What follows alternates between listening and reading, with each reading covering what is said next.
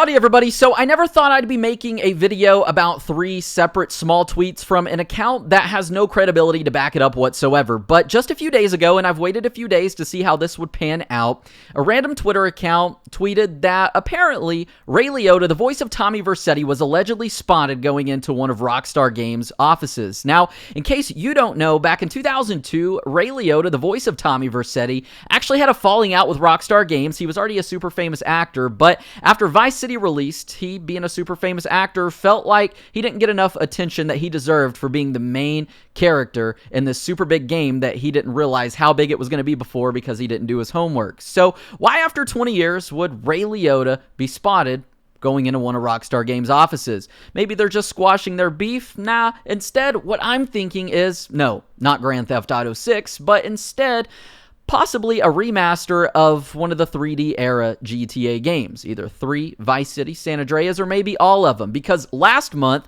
Rockstar Games bought a gaming studio by the name of Ruffian Games. I've talked about it on the channel. Y'all probably remember. But they rebranded that studio to Rockstar Dundee. And about a month later, Ray Liotta is now seen going into Rockstar's HQ. Makes me think, what if there's a remaster going on? That would be amazing. That's reaching. That's speculative because there's nothing to go off of based on this tweet from this super small account. But at the same time, why would this account keep making these tweets if they're really not that popular? And we haven't heard anything now in a few days. So the first of the 3 tweets we have starts out saying, just got word today from a buddy at Rockstar Games. Says he saw Ray Liotta pop in the office today. Wonder what that could mean, and a bunch of hashtags, GTA 6, all that stuff that doesn't mean anything. And then he went on the next day to say, my buddy confirmed. Says he caught a glimpse of an artist rendition for modern Tommy Vercetti. I think Mr. Liotta might be making another appearance, and then some more irrelevant hashtags. And then the last tweet from November 22nd says, Bud at Rockstar is afraid to nab a picture of the new Tommy Vercetti. Says he could get fired. I don't blame him, but lame. We want GTA 6. So this guy seems to think that this has to do with Grand Theft Auto 6, when in reality, I'm thinking it more or less has to do with Rockstar Dundee, or formerly known as Ruffian Games, who Rockstar recently acquired last month, and they are known for remastering old games and being successful at it. And to apparently have a new concept art of Tommy Vercetti, a modern Tommy Vercetti, it seems kind of interesting, but makes me think, hey, the only way for Rockstar to bring back a character from the 3D universe would be to remaster a 3D universe game, but then add in some new missions, quite possibly. Now, obviously, I'm not going to make an 8-minute video talking about a tweet, but I am going to spend the rest of this video giving y'all a little history on Tommy Vercetti, why we haven't heard from him, why he's on bad terms with Rockstar Games, and why this is kind of some big news. So we have a trio of former GTA protagonists consisting of Tommy Vercetti, Nico Bellic, and CJ that are all on bad terms with Rockstar Games for their own respective and personal reasons. And if you didn't know, fun fact, that Grand Theft Auto San Andreas, which released 2 years after Vice City, but takes place 6 years after Vice City, Tommy Vercetti was set to make a cameo and appearance and return in GTA San Andreas. But as we know, that never happened. There are, however, 2 references to Tommy by his former attorney, Ken Rosenberg.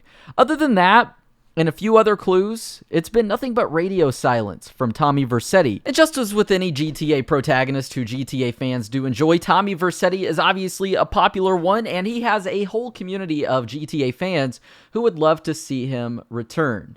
But aside from this canceled cameo, there's actually a few different reasons why we haven't heard from Tommy Vercetti. There's a real-life technical reason, there's a technical reason from Rockstar Games, and then there's also another reason why. So, have y'all ever noticed how in GTA Vice City, all of the characters, for the most part, are voiced by big-name actors and movie stars, celebrities, and just anybody who was popular back in that time?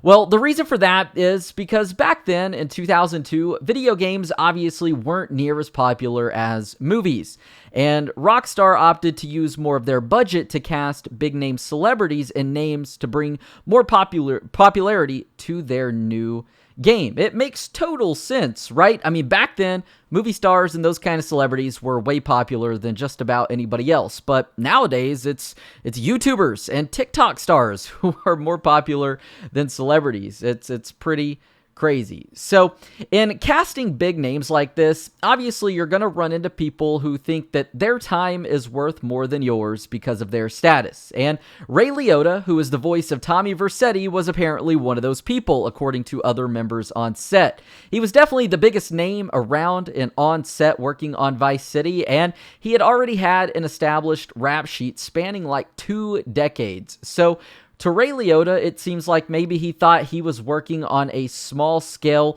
side project of some sort, or so he thought, because after GTA Vice City released with its initial success, apparently Ray Liotta, much like Nico and CJ, felt that his presence wasn't appreciated enough for his role, and he vowed to never return. And that's because he didn't take the project seriously, and then when it came out and was super popular, then I'm sure he probably felt embarrassed, like, wait a minute, what's going on here? Why am I not getting this attention? Because he's used to being the star lead in movies. Now he's the star lead in a game, but it's just his voice, not necessarily his face. So while that's the real technical reason that we've never heard from Tommy Vercetti since GTA Vice City, in-game, there's another technical reason. And that's because of the different universes that separate the GTA games based on the 2D, the 3D, and right now, the HD universe. And Rockstar has their own weird world and explanations when it comes to this, and I'm very knowledgeable on that, and I've talked about it in multiple videos, so we're not going to stay on this topic too long. But aside from the universes, at the same time, there's also something pretty cool from Rockstar Games that alludes to Tommy Vercetti being alive as of August 2002.